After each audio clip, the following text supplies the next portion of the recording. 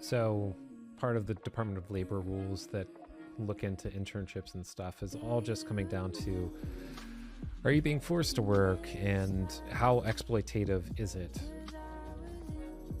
Does it fall within the normal framework? Is it OPT, optional practical training? Because there's a specific framework for that. But yeah, something that I would really like to look into quite a bit more. And then, just talking about aside from, people who are trying to work, I mean, you can be an immigrant who works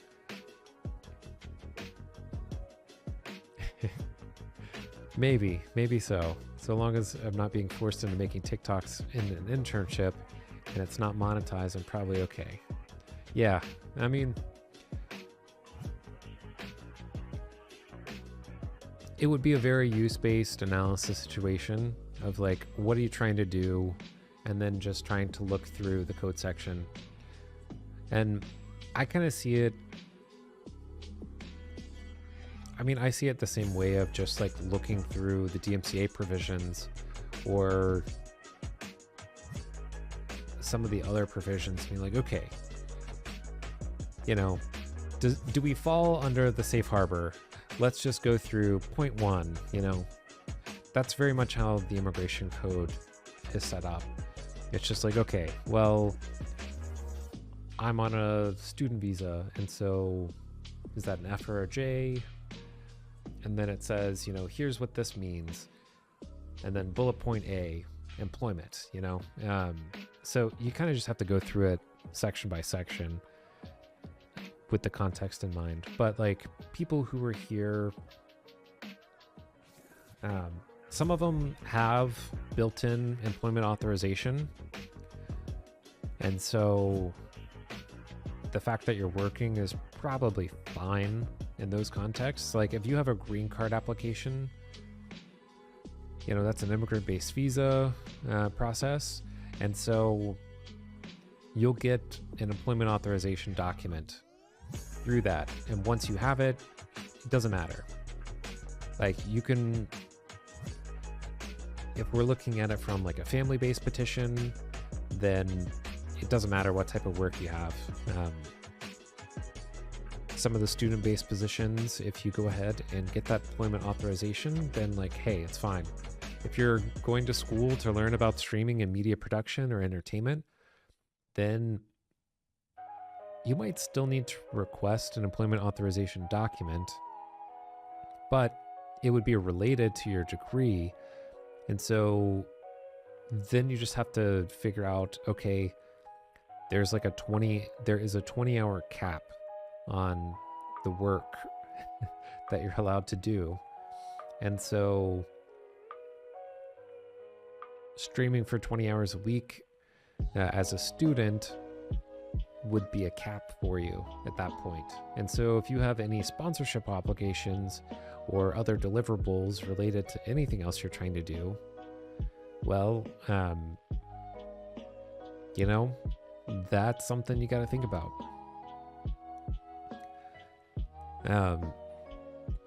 And likewise, there are certain things that you wouldn't be able to agree to as a deliverable as an immigrant. If you're here on certain types of visas, you're not really allowed to leave. And so if there's something abroad, like an event, then you may or may not be able to go. Asylum is really tricky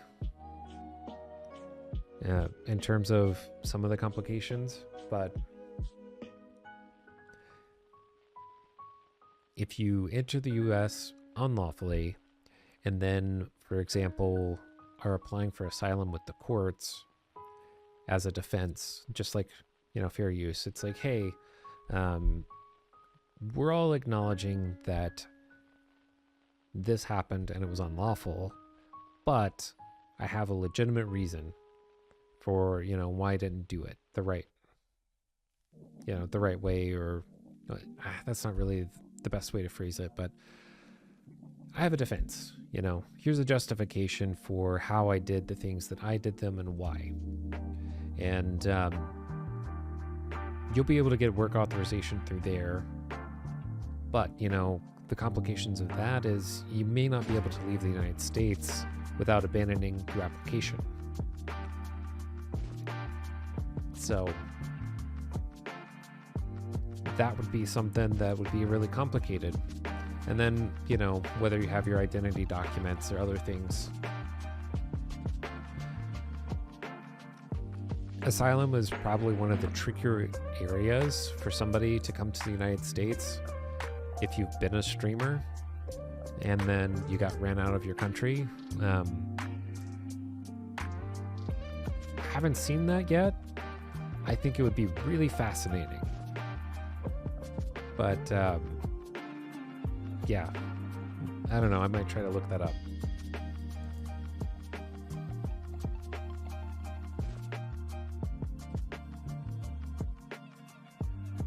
Because we hear a lot about content creators being doxxed or harassed and other things, but yeah, haven't really seen anybody using it for immigration, though. Anyway, that's something else that's just kind of fascinating me. So, yeah, I'd focus in on, U.S. copyright law, who owns the rights. If you're not a citizen of the United States, does that impact your IP or your copyright ownership and authorship? If I recall off the top of my head, the answer to that is no, it doesn't really have an impact. But all this would be stuff that I want to lay out. Copyright, some trademarks, and then maybe some updates and positions about contract law and employment law that kind of go hand in hand in there.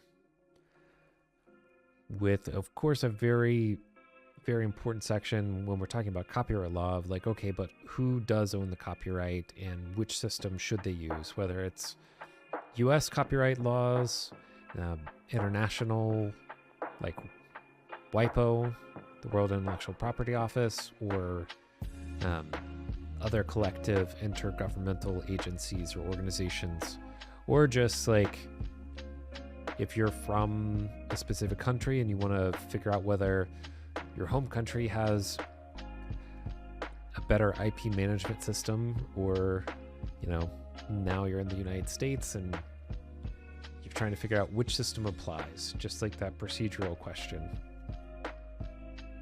So, yeah, I think it would be a very interesting series, and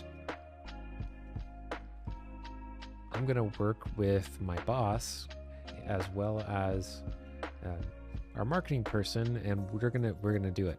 So that part, I can definitely say, we have the means to do the research and to get those answers and everything. And we'll get some content for it.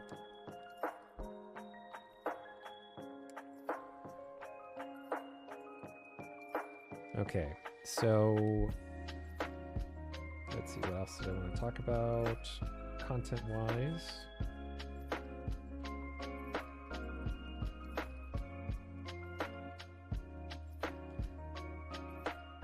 Now, I mean, the other pieces are just like probably more AI driven and tech driven content, talking about maybe what I think we should be doing and just following up with any of the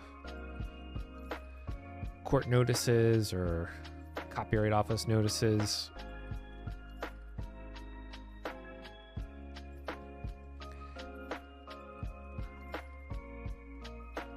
Well, you were on the IP and Odyssey panel, and I mean, I guess I hogged that question. Generative AI, like,